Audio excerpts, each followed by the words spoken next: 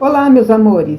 Antes de tudo, gratidão por você estar presente para mais um conteúdo. Eu estou passando aqui rapidinho para lembrar de curtir agora esse vídeo, se inscrever no canal, ativar o sininho para não perder nenhum vídeo incrível que trazemos aqui para você. Combinado? Agora, apertem os cintos, entre na nave estelar e bora pra aventura!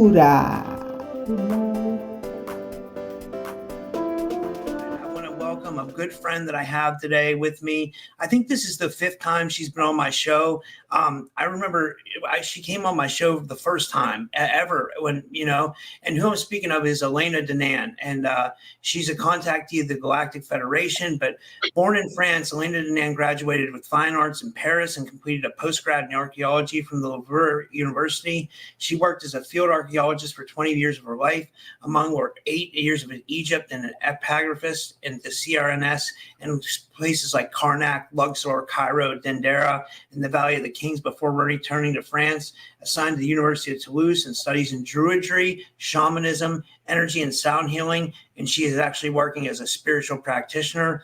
She's written amazing books like We Will Never Let You Down, A Gift to the Stars. But what we're going to be talking about tonight was Elena, it just did something like really beautiful that like really kind of touched my soul because she did boots on the ground research, and nowadays you don't see a lot of people doing boots on the ground research. Elena went to Mesopotamia. I mean, we hear stories of the Sumerian tablets and the stories of the Anunnaki.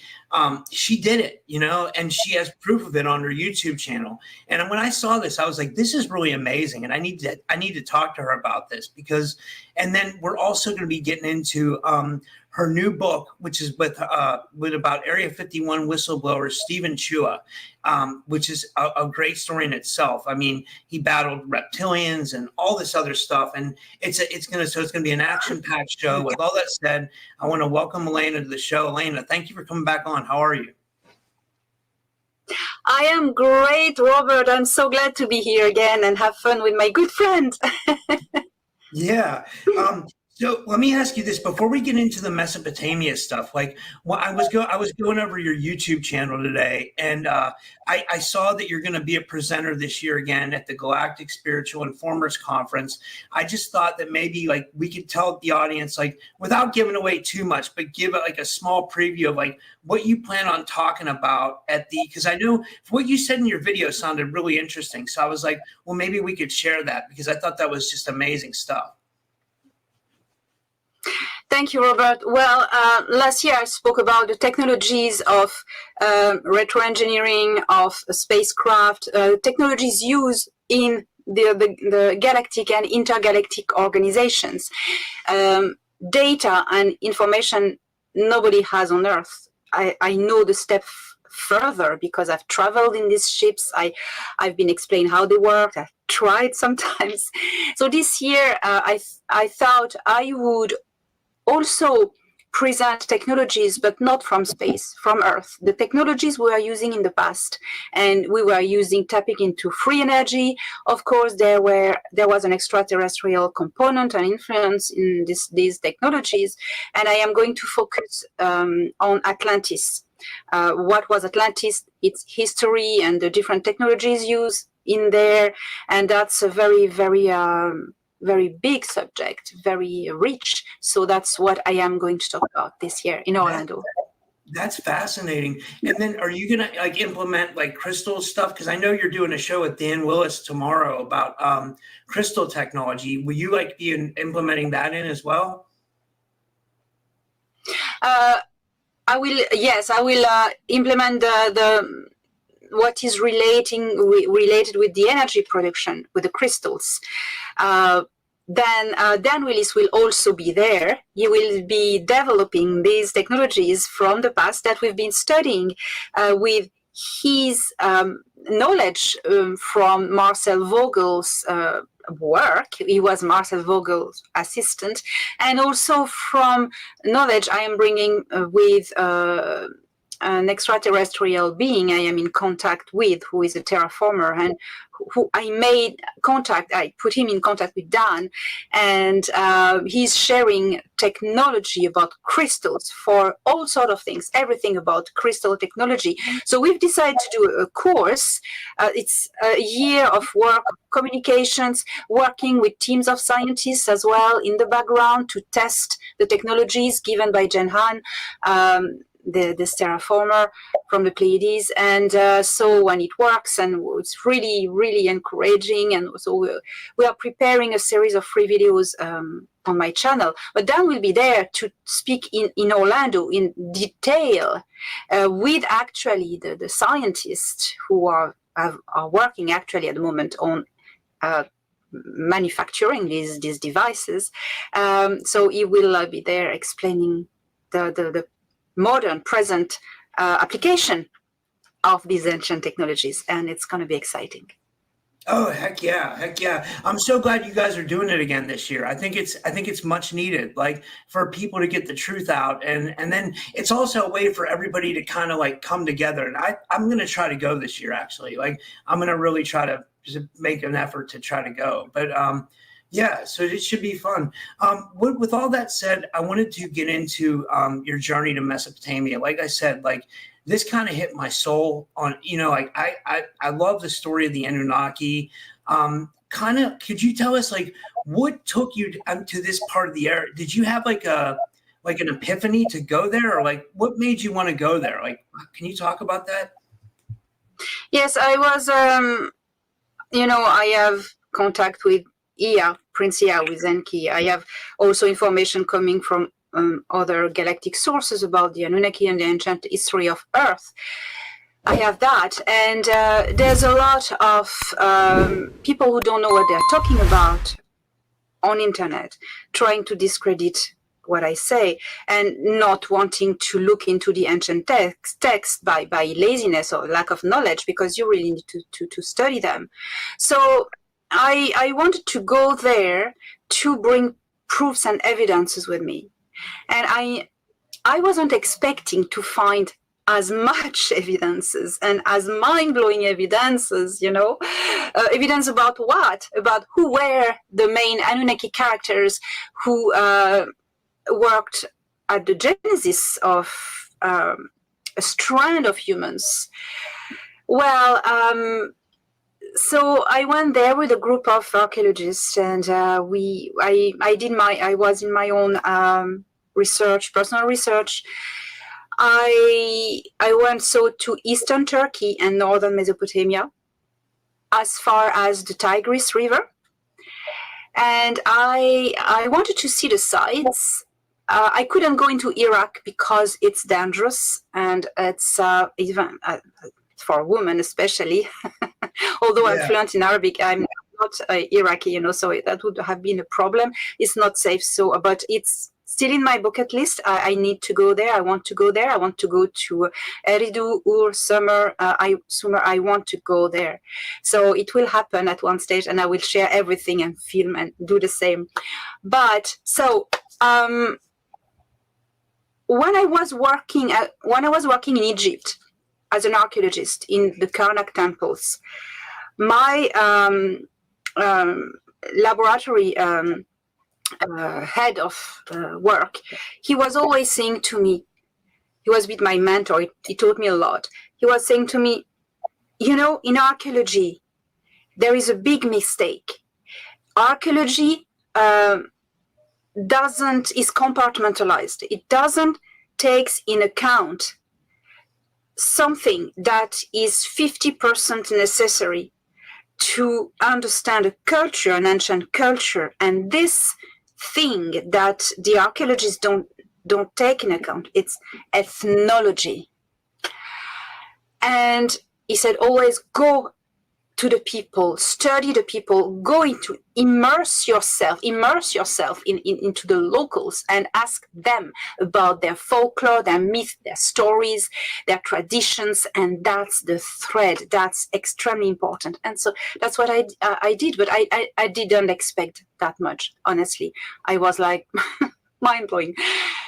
I want to see Göbekli Tepe in eastern Turkey, Karahan Tepe, there in Kuyu. I had a lot of psychometric also data, also comparative studies with other sites. But the missing link was for me to meet with the Yazidi people. The Yazidi people, they are Kurds.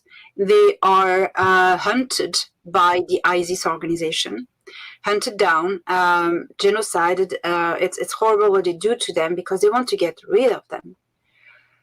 Why? These people are the memory keepers of ancient Mesopotamia. I kid you not.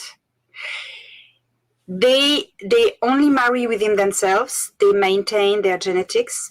They claim very strongly that they are the direct descendants of Adam and Eve, and they are animists in a way. They worship the sun, the sunlight, the nature. They are like I call them the druids of Middle East. You know, they're very much into nature and the elements and etc. They speak ancient Sumerian. They honor ancient Sumerian gods under names that have moved and changed, but it's the same. And they gave me the key, the missing link to plug the past into the present. You know, it was amazing. Yeah, and what is? I was going to ask you, like, what is the Yazidi? What is their spirituality like? I saw a little bit in the webinar, but like, do they talk about Enki? Do they talk about Enlil? Do they talk about Marduk? Like, what is? Yes. Or do they have different names for them? Yes, so their main entity that they don't worship. It's not they honor and pay tribute to its Enki. It's a god that they named the peacock god, Malak Taos. Malak means angel, and Taos, it's his name. I believe it has merged into the more Mediterranean culture, such as Greek as Theos, god. Tao is found as well in ancient Romania. You can read the books of Radu Sinamar. Tao, T-A-U, the same name, without the S. It's Enki, so the god who created Adam and Eve. So the Yazidi believe in why the peacock? I know why the peacock. I knew straight away because whoever know Iya, Enki, because I meet him regularly. He has always been wearing shimmery dresses and robes, most of the time purple and green and blue, and he has a lot of jewelry, and and yes, comparing him as dressed as a peacock would be right. I was laughing about this, but sometimes he can develop these wings of plasma. It's magnificent anyway. So Elena, I have a question. So do you think yes, the peacock could represent the like a version of the feathered serpent? Like, how this is just an observation. Like, how like in like I think Chris Hardy writes about it in the Wars of the Anunnaki. She talks about Enki's serpent symbol, and they talk about the sorry, I lost my train of thought. But the feathered serpent, like Quetzalcoatl, you know what I mean? Like, do you think the peacock could be a spin-off of that, or you know what I mean? Like the knowledge. Yes. It's very, very, very clever the link, because the serpent is representing in the Yazidi tradition the evolution of the soul and the spiritual enlightenment and opening to connect to the spirit world. That's what the serpent represents to them. They have a black serpent on all their graves to help the soul transmute into the spiritual state. I think it's really really right. And so what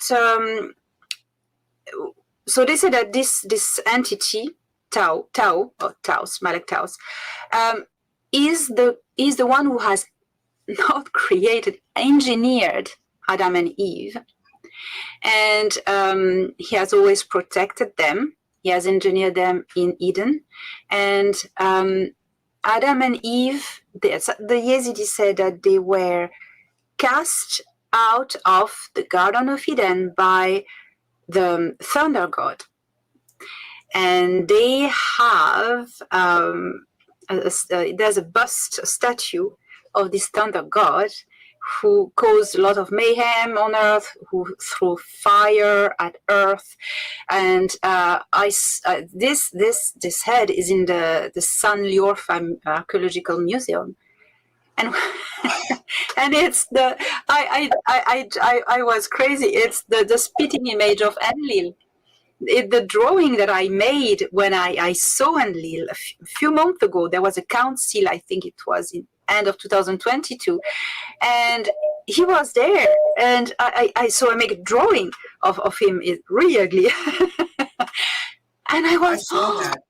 Can I tell you, I saw that and that freaked me out because that statue of Enlil looked exactly like your drawing. And something else, I'm glad you brought up this topic because I wanted to go over this with you. I watched your interview with Karina Pataki. She's great. I've had her on my show too. And I compared. Okay, so I had Paul Wallace on my show yesterday. He thinks that Yahweh was like a lower Elohim or lower Anunnaki, but I think that Yahweh was Enlil. And here's my main reasons for saying this, because I feel like if you look at the Atrahasis account, in the Atrahasis account, Enlil was, he wasn't just bringing a flood on the earth. He tried to starve the humans before that. He tried to murdering humans. Like this was Enlil in the Atrahasis, the Sumerian account. But then when you look at the Bible, Yahweh was doing the same things, like with murder, you see a lot of comparisons to this entity. Do you believe this could be the same entity, or what are your thoughts on that? I do not only believe, I know it's the same entity. Karina Pataki effectively speaks about the evidences very eloquently, and yes, it was the same entity behind. Everything corresponds. The title, Commander of Armies, it's everything corresponds. The blood sacrifice. Only reptilians do that. Enlil was a reptilian. Only the reptilian are able to tell people just do bloodsheds, murder each other, and just being very cunning to make people kill each other and order virgin girls for themselves. Yahweh was ordering virgin little girls and young girls for himself, for his own pleasure. I mean, how evil, and not talking about human sacrifices and all the rest. It was Enlil. There are many corroborations that parallels in the text. It's quantum nearly. It's absolutely important. That's him. That's interesting. Another place that I noticed that you went to that I thought was really interesting that I picked out from your video was the Poles of Abraham, where there was a temple to the son of Marduk, Nabu. Could you talk a little bit about that and what, just like your thoughts on it? Like, I know it's more of a place, so there's probably not much to say, but just like what were your thoughts seeing that and like taking that in? Yeah, so I went there with an open mind. I didn't know didn't know what I was expecting. I went to this beautiful town of San Liorfa. Well, by the way, I advise everyone to go and see, because to me, San Liorfa had the colors, the fragrance, the atmosphere of ancient Mesopotamia. If you try to picture a town in ancient Mesopotamia, such as Babylon or Sumer or Ur, San Liorfa has this vibration, San Liorfa, and it's absolutely magnificent. So it's the Oriental Middle East dream, So there was all these pools and channels and basins and fountains in the town with sculpted archways, and I was just enjoying the beauty and the atmosphere. I was walking in the archway, and I approached, so it's a very, very, very ancient church that had been converted into a mosque. And as I approached, I felt my legs cut, and my psychometric skills just went on and really off the charts. My legs started shaking. That's when there's a death, bad energy, and my psychometric vision saw blood in the waters, blood flow in the waters, and I started to see human sacrifices, and I was watching back in time human sacrifices, and it was absolutely extremely bad. And I heard in my head, that's a temple to Marduk. I shut everything down and I just walked away. Shut down, walked away. So at when in the evening I could just go on internet and check and do some researches.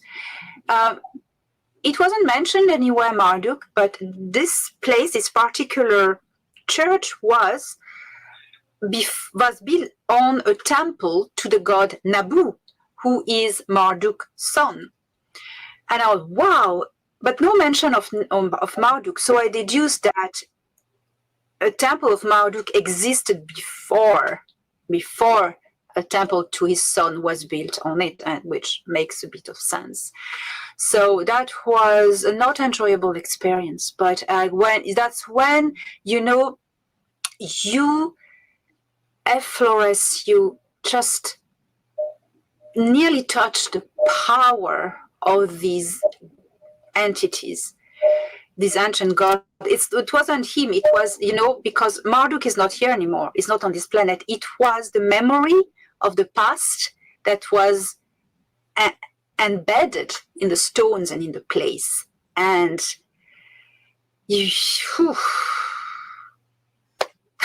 Yeah. Wow. One thing I wanted to bring up, I thought this would be interesting to talk about, is the mindset of the people there. Like, I know the Yazidi are very spiritual, but like, how did you gauge the rest of the population? Would you say they're waking up, or would you say this is more of an area still steeped in religious turmoil?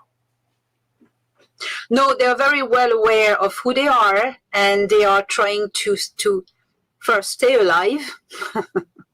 Yeah. And raise their children safely, and second, keep their spirituality and culture. So in order to survive, they made compromises. They accept to include elements of Islam and elements of Christianity into their belief system, which they kind of pretend they honor, but they in fact not really. They are very faithful to their core beliefs, which are Sumerian gods. And the good ones. They speak ancient Sumerian, and I met a few of them. They speak Kurdish, and I don't. So it was quite difficult. But as I am learning Sumerian, I could understand some aspect of their dialect. So it's a Sumerian dialect. So they explained to me that. They have this prayer to this worship to the sun, but it's not the sunlight. So this person was showing to me how they were performing their salutation to the shamash. They call it shamash, like in the Mesopotamian, like in Sumerian. Shamash. But shamash is not the sun. This person said to me, no, sun is Ra. They call it Ra as well. Sun is Ra, it's God, entity. And this person was saying to me, and Shamash is the wings, it's the radiation and the radiance, life force. She said it's like a supernova, it radiates light. And that's Shamash. And that's what they honor, and the radiance, the life force, the source energy. The source energy, the radiance. So they have this prayer where they put a hand on their heart and they draw it in their heart. It's a chanting in Sumerian. It's absolutely magnificent. And of course, their language has evolved from the original Sumerian, but there is still a lot of vocabulary that this person could teach me comparisons. It's so much, you know, and there's so much to say as well about Enki, you know, the Taos angel Enki. He created Adam and Eve with the help of 7 other angels who knew about creating fascinating humans from dust. Sumerians said from clay. It's the same thing. It's the kind of a medium.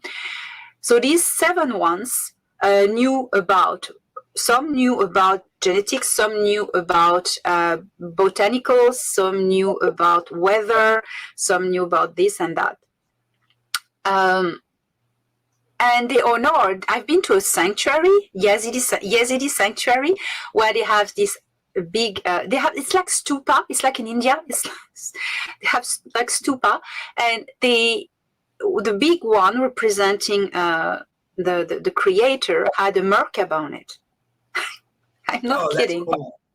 I kid you not, a Merkaba on it. And then in front of them, there were 7 stupa. And that represented the 7 angels who helped Taos, Enki, to bring civilization and create Adam and Eve and etc. And I went, my God, that's the Apkallu of the Eridu Genesis. The Apkallu, the 7 sages. And it's the Apkallu are the 7 giants in stasis that are waiting to wake up, get the soul back in. That's Ningish Zida, that's Aruna, that's all the team. You know, that's them. And I went like, the Yazidi are the missing link. They know. That's absolutely not talking yet about Ninursa and the Serpent Queen. That's another thing as well they have. That's another thing I wanted to bring up. I thought that I saw that too. Like, I wanted to talk about the representations of Ninmon and Herzog. For people that don't know, this is the mother goddess. Like, she was the female goddess that helped create humans with Enki. It's in the Atrahasis account. If you read the Atrahasis, they believe Ninmon was Enki's half sister. Is that correct? But I'll let you tell. But there was representations of her there. Yes. Oh, yes. They call her the serpent goddess, but not the goddess of the serpents, of the snakes, as animals. She's the serpent queen. Her name is Shahmaran, which means the ruler of the snake, but it's in fact translated, and they see her as the queen serpent, the queen of the serpent magic. She embodies the power of the serpent. But that's the Kundalini. And there are representations of her in the tree of life. You see a snake rolled around the tree of life, and the top is a bust and a head of a beautiful woman with long black hair, and she has a crown. It's like horns, with you have a circle sometimes in it, or a crown, a specific crown with palms, and a little snake here, like the Egyptian Uranus. Okay, so she is Nino. I'm going to come to the Egyptian side of it just after this. She helped Melektaos Enki to create Adam and Eve, and she is for the Yazidi the serpent in the tree of life. She is the one who activates the Kundalini into Adam and Eve. She is the one who brought knowledge, and you know, so that's her. And it's obviously Ninursa, and Ninursa is very interesting. Means the lady of the mountain. Well, when I was in Karhan Tepe, which is 14,000 years old, they have a whole complex that was dedicated to the worship of snakes, and that's what I could capture with my skills. But there's this head that comes out of the mountain in one of the sanctuaries, the enclosures of Karhan Tepe. And it struck me how this head was a head of a female and comes out of the mountain. It was Ninursa. The Huri pre-Hittites. They represented a cow coming out of the mountain, representing the goddess who brings the deceased in the afterlife place to revive them and renew them. Then, now Egypt, Hathor. Hathor is Ninosa. Hathor is represented also as a cow that comes out of the mountain. She looks exactly like the Shahmaran, and Ninosa, the horns, solar disk, the Uranus, and they represent the same concepts of life, of birth, of the creation of manufacturing of humans. And so that was so interesting that the Shahmaran was Ninosa explained that in fact Ninosa gave the knowledge, and it was her. Enki and her were geneticists, but it wasn't. The serpent isn't Enki, it's Ninosa. It's the knowledge. She activated the Kundalini, the serpent magic, as the Yazidis say, in Adam and Eve. Of course, you have the Yazidi flag. It's round, it's a peacock, and you have the sigil Dingir, the cuneiform Sumerian for Dingir on his head, means deity. And you have a name that's, I published that in one of my video, my last one. The name in cuneiform Sumerian, Lord of the Earth, Enki. That is mind-blowing. It's not me. I didn't invent it. It's the Yazidi. It's their flag. I didn't create it. It was there before I was born. And further, one step further, I haven't spoken about that in my videos because I discovered it just lately. Who in the Hindu gods wears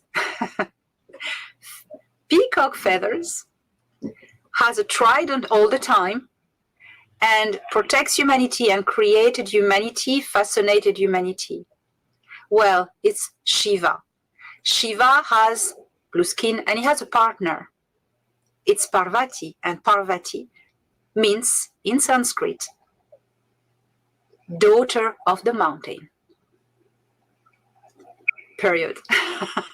Wow, it all connects, right? It's interesting. And then I was going to say, like, you know how you said that Ninhursag activated the Kundalini? Well, then you see that serpent knowledge spread to like Enki and Thoth, and then also, like to places all the way to like to Quetzalcoatl, and then he had the serpent knowledge, and then it's down. The serpent goes down the pyramid in Chichen Itza, and then it's on our caduceus, or the medical symbol,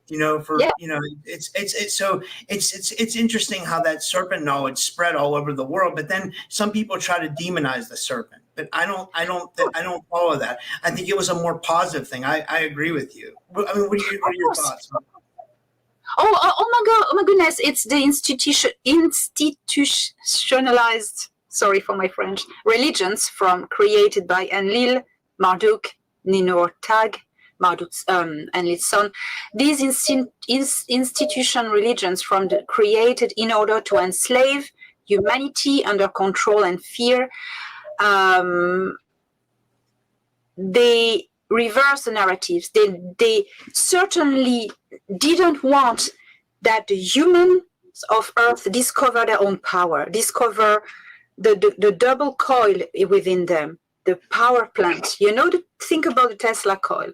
This is the same technology, the two polarities, the two serpents, because the Kundalini, it's not one snake, it's two. It's the coiling of two electrodes, okay? And when it arrives, think about the caduceum. When it arrives at the pineal gland, it opens it and the vortex, boom, implodes, and your power is activated.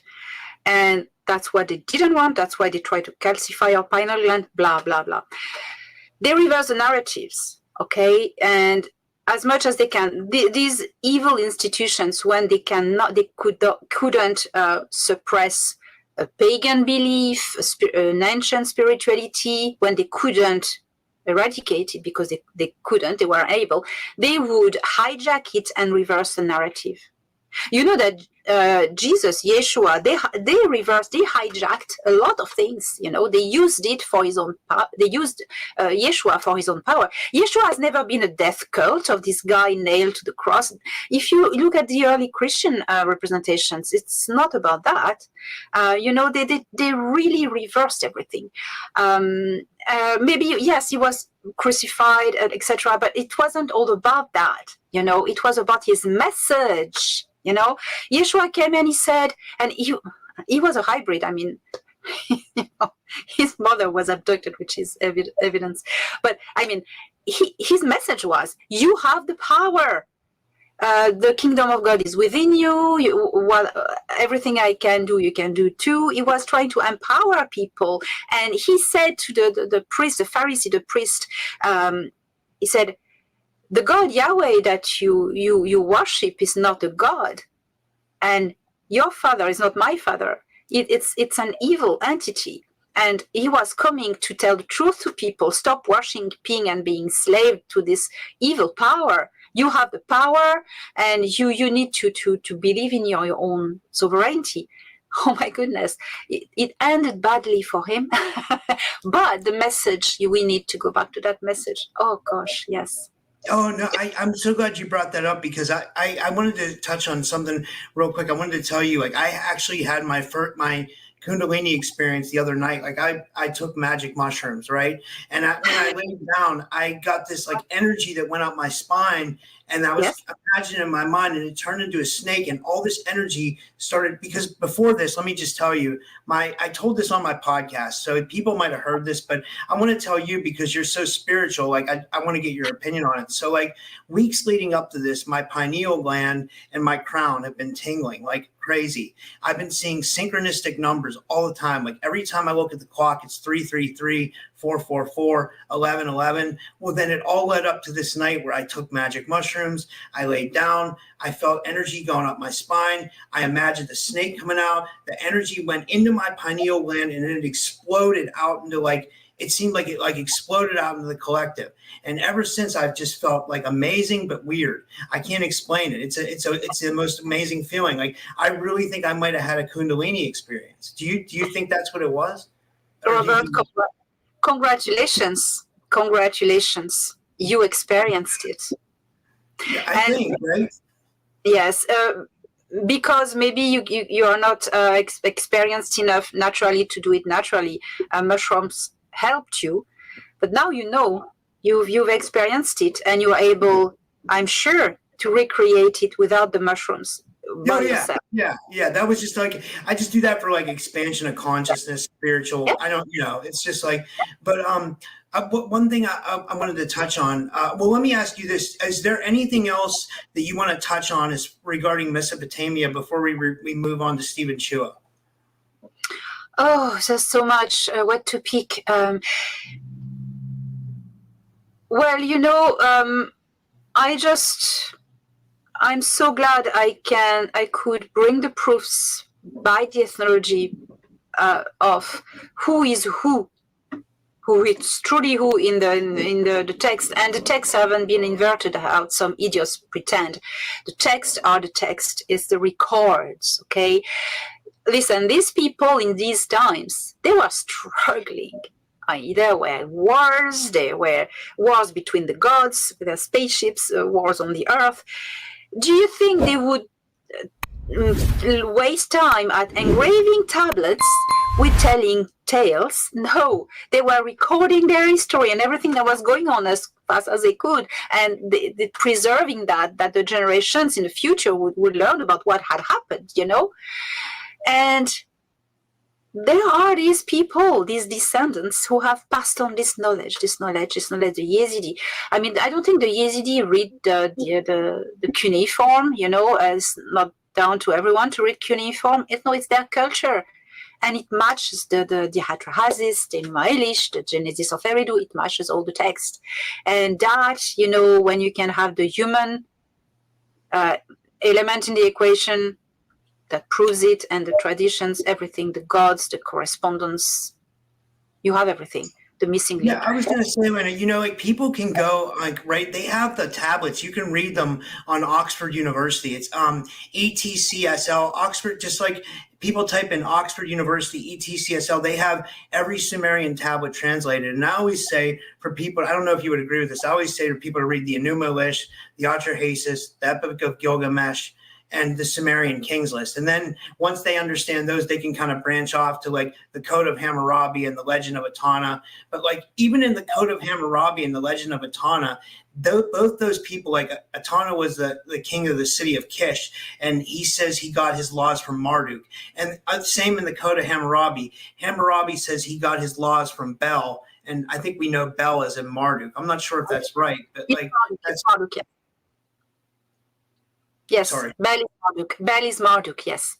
Yeah. So, but I mean, I think it's interesting that people can just go read the tablets for themselves and they'll see that it matches up. It's like, I mean, I know like Sitchin got some stuff wrong, but it's all there for people to read, you know? Yeah. It's, you know. But, yeah, you must not.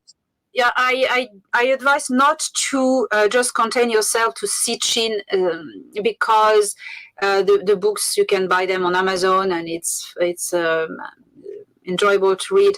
Sitchin has his own interpretation, okay? It's interesting. Take it as something interesting you can refer to find correspondence, okay? But Sitchin is not the Bible about the Anunnaki. And that's the mistake people do make. As Robert, you were saying, people go to the original text and the academic scholar translations of people who actually know what they were doing by translating, you know, people who, and these tablets, you know, they are translated by archaeologists and linguists who, most of them do not believe in ETs and do not do New Age things. They are really scholars. So that's great because that's very grounded and it's a base then to use as a tool for corroborating this or that if you want to have fun, do your own research. Yeah, I think it's wonderful. So I guess we can move on to your new book with Stephen Chua. Now, it's amazing. And guys, this book's only $3 for the Kindle version on Amazon. Like, so, I mean, and this book is like an amazing tale of disclosure. Did you want to talk about it? Like how you got introduced to Stephen Chua and why you thought it was important to kind of bring this book forward? Because I know you had brought in the videos forward and I've watched the video interviews and they were very telling, but I mean, I thought it was good I think it's kind of good to get this on print so people get an idea just who exactly this guy was. Well, it's everybody needs to know about his story because it's now where we are talking about these retro-engineered technologies, you know, excuse me. How I met him, it was like on a Patreon private interview, and he was there. There was a group, and I was interviewed about my first book, A Gift from the Stars, in 2020. And he was in the chat, in the group, and he started to ask me questions about the grays, and he said, that matches with what I experienced. I worked in Area 51, and everyone went like, what? You know, and he said, I can't talk really about it, but he was asking me a lot of questions. And afterwards, because I gave my email, anyone want to contact me, he contacted me and he said, listen, we can exchange experience because I'm interested on your opinion on some extraterrestrials I met when I was in Area 51. And we started an email correspondence and Zoom private conversations, and then and everything is in my book. I decided to publish all my correspondence with Stephen. What happened is that for 2 months, suddenly I didn't have any news from him, and I was worried. And 2 months later, he contacted me again, and his tone was very straightforward. He said, "You have a YouTube channel. Please interview me. I'm ready to speak." I had at the time maybe 20,000 subscribers, maybe not, maybe less, way less maybe. So I went, no, you're sure? I mean, that's dangerous. And he was becoming a bit, vehement, like, please, I want it. I need to. And he, really insisted. He insisted, okay. We record an interview about his experience in Area 51, but also because he was a sniper also in Southeast Asia. He had encounters with reptilians in Southeast Asia. He was fighting them. He has a lot of stories about fighting reptilians in caves and etc. So he told all these stories, and especially Area 51, everything about how he was used as a plane pilot of F-15 to drive plane by thought. And he saw their retroengineering, he saw their different ETs working with humans, he saw the facilities, everything. So he explained everything in the video. Well, 4 days later, he was dead. You cannot imagine how I felt. I felt horrible. But in fact, I spoke with other people, with his partner. We had a long chat with his partner, Rebecca, and we also I spoke with people who knew him, and they all told me he was so sick. He was dying anyway. He was attacked, and his partner is certain that they terminated him because at the end of the video, he said, I'm remembering so much more. I'm going to tell you next time. And the following morning, the following morning, he just sent me an email. Thank you very much. Thank you so much. And then 4 days later, his partner phoned me and she said he's been terminated. He's dead. He's dead. They killed him. And well, I speak about all that in the book. He was brave. He's been tortured. He's been waiting for the right moment to speak.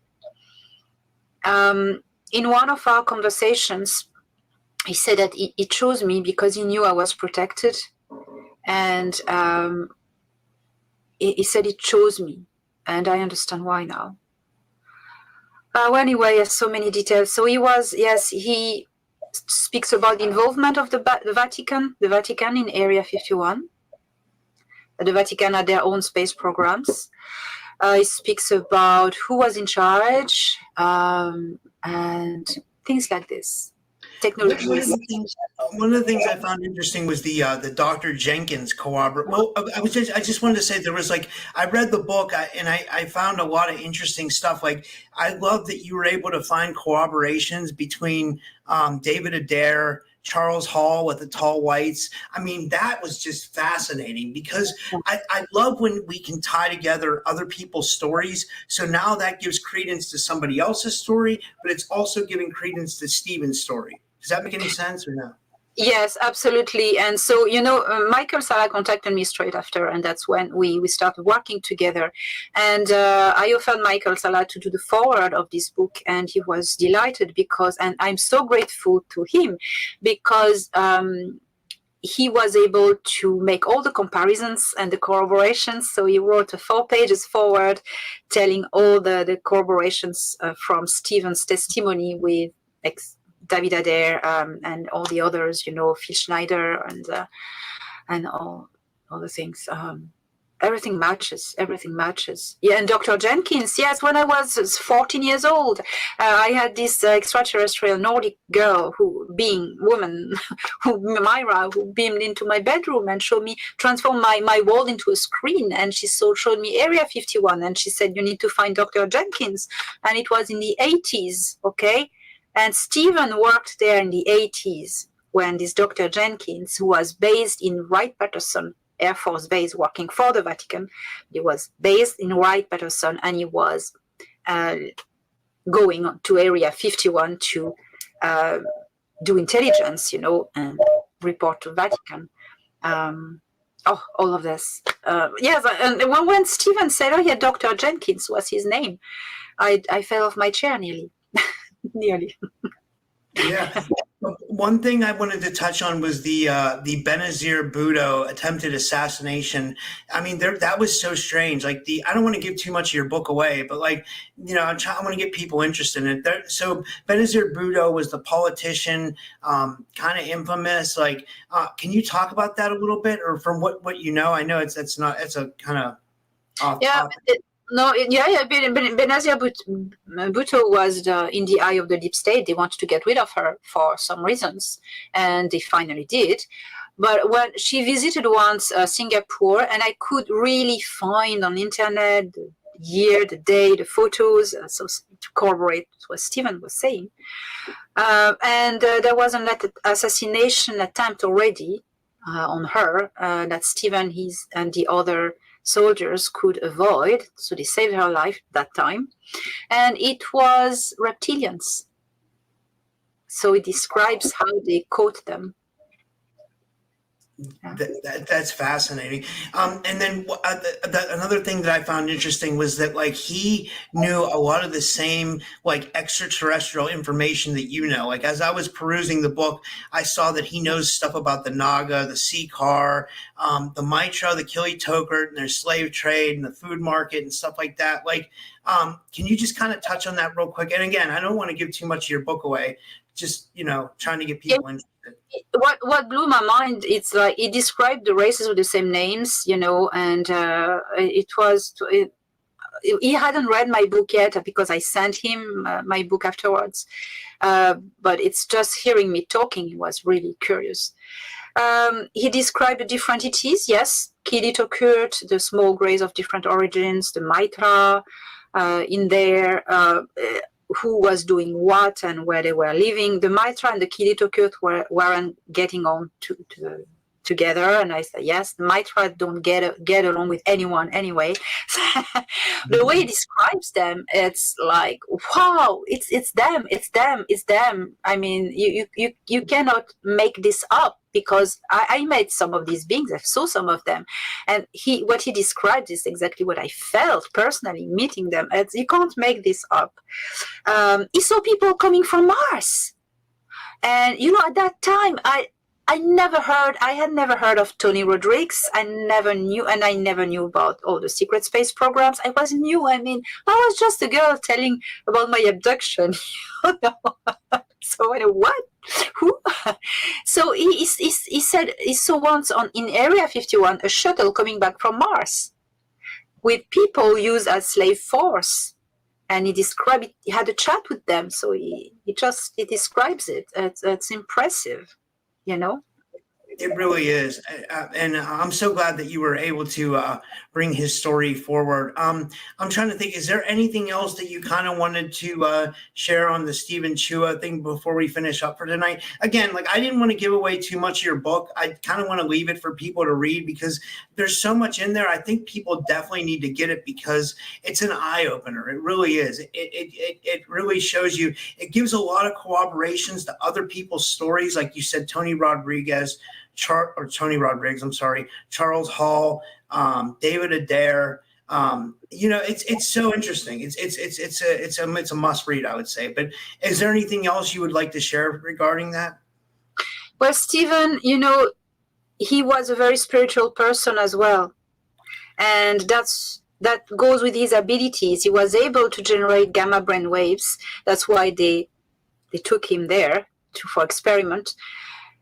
And his last words were about the power of love, the frequency of love, that if we elevate ourselves into the frequency of love, compassion, where evil entities cannot reach out to us, and it's a strength. So he was really insisting on that, rising our frequency by compassion, and something I always want to remind people. He was a great person. He's still alive somewhere, you know. I've seen him twice.